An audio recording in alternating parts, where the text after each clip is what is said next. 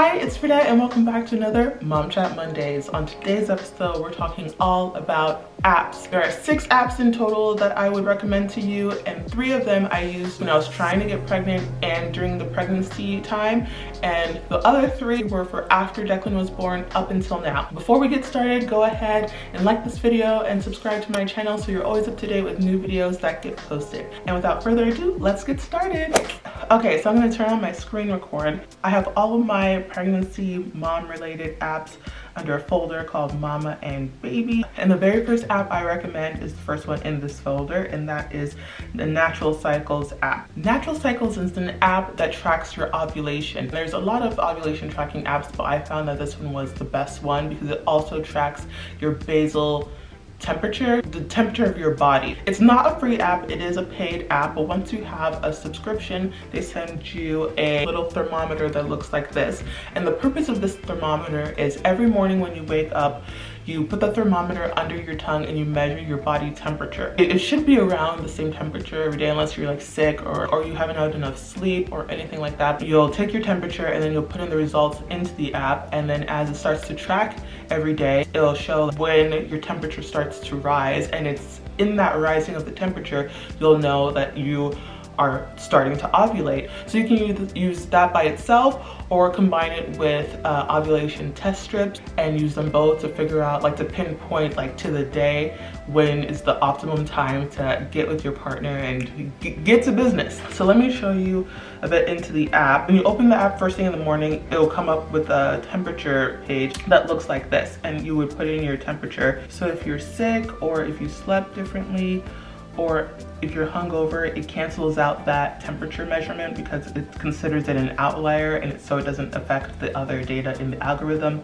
You can also input, if you slept differently, what time you usually wake up, just so you can get like your kind of daily routine. But if everything is normal, then it'll input that data, and you can also put if you have your period, or if you're spotting, or if you've had sex, protected, unprotected, or if you've taken an ovulation test, anything like that. Any notes you want to put in there, you just put it in there and you save it. And if you have an active subscription, it'll take you to your data page where you can see where you are in your cycle. I don't have an active subscription right now just because this method of tracking ovulation isn't the best for me at this time, because I don't get an adequate enough amount of sleep every night to have this be as accurate as it used to be when I was trying to get pregnant with Declan. But if you get a good night's sleep and everything else is rather even keeled, then this would be a great app for you. So usually if this outside circle comes out green, that means you're free to do whatever you want, have as much unprotected, safe sex as possible as you want. And if it's orange, that means you might be ovulating soon, so just be careful because you might get pregnant. And if it's red, I believe that means you're ovulating, or that means you're on your period, something like that.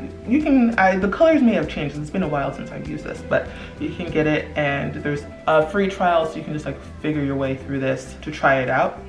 And then you can go over here to your month tab, and it'll tell you the days where your period will start and when you're more likely to ovulate. It'll basically predict your period, which is great. So the longer you use the app, the more accurate it'll be. Like before I got pregnant with Declan, I had been inputting data for about 2 years.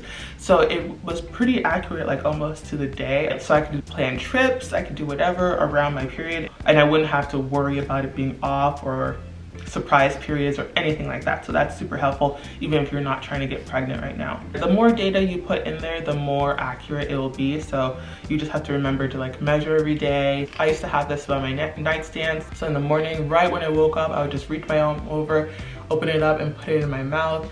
And I think you were supposed to put it for 10 or 15 seconds, bada bing bada boom. And then sometimes I would actually go back to sleep because it needs you to have a 6-hour stretch of deep sleep for it to be accurate. I think it's 6 hours. Don't quote me on that. But so like if you're someone who wakes up and like goes to go to the bathroom and then comes back to sleep, for some reason I always wake up at like 5:30, 6 in the morning. So I would use that as my measurement and then go back to sleep and then wake up at like 8, whatever, the good old days, and then input my data then if I remembered it. But if you are someone who forgets easily, just input it there and then go back to sleep. Okay, so the next app is probably something you're more familiar with. It's the What to Expect app, and this app came from a book, What to Expect When You're Expecting, which basically gives you like helpful tips for when you're pregnant. The app just puts everything in that book kind of in digital form and also helps you track your pregnancy. So that app looks like this, and I've just input a random one for you guys to show you. But when you log in, you get an update that says new updates about your baby and body are available, and each one of these circular things are clickable. So the first one, it'll tell you what your baby size is, and what's great about this is that you can use any kind of reference points. You can use fruit, you can use movie and TV props, you can use 90s and 80s nostalgia, anything of reference. They'll give you kind of a comparison of where your baby is. Let's use this for now. That's so cute. But sometimes like these reference shapes don't even make sense. Like to me, for example, a lemon head candy is a little bigger than a gummy bear to me, but apparently it's not in this thing. So whatever, take it with a grain of salt. It's just kind of a fun thing to do. And then here you can find more information about what's happening inside your body at the 4-week mark, 5 weeks, 6 weeks, up until, ooh, kind of scary, up until your due date pretty much, or beyond if you are a late baker, and your different body changes, just little fun things you can read about every week as you continue on your pregnancy process. So that is super cool. And then down here, it'll show you like just things you can read up on if you're curious about different stages in your pregnancy. It is a super cool app that I use all throughout Declan, and I will use next time around as well.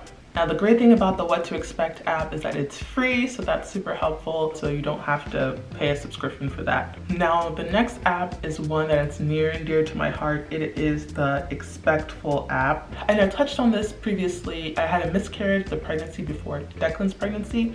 So when I did get pregnant with Declan finally, I was filled with so much anxiety about like how my pregnancy would go, if I was gonna lose the baby again. I was like, that entire pregnancy, sometimes when I look back, I'm like, wow, it was just filled with, I just wanted it to be so special, but it was just like so much anxiety, so much stress that came with it, just out of fear of having the same thing repeat the second time around.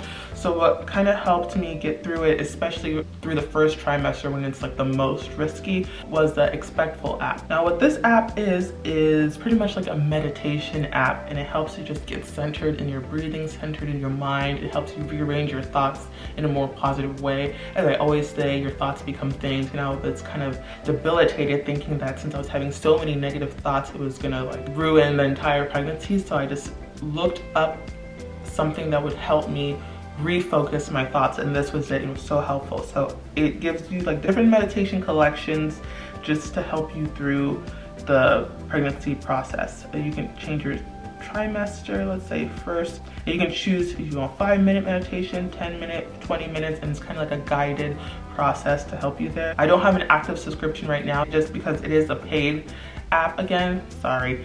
It's $79.99 a year or $6.99 a month, so just go ahead and pay for the year and call it a day because it's so helpful. In the meditation guide, you can choose what kind of background noise you want. If you want like rain, soft sounds, if you want the sound of like your a heartbeat in the womb. It's like there's just so many options you can do here. And there's live meditations, daily meditations, or weekly meditations depending on where you are in your pregnancy journey, and it kind of aligns with that. It really helped me find balance and find calm in my pregnancy and get me through that first trimester hurdle, and I continued to use it up until I want to say the end of my second trimester, and then I kind of let it go for other things. It coaches you through hypnobirthing too, if that's what your goal is for birth. It's just so helpful. I really enjoy this app. I really love it a lot. It's the perfect mental health app dedicated for pregnant, expecting women. Now, the next set of apps is all about baby. After your baby is born, these are the apps that have helped me so far in Declan's 20 months of life. So the first baby app is called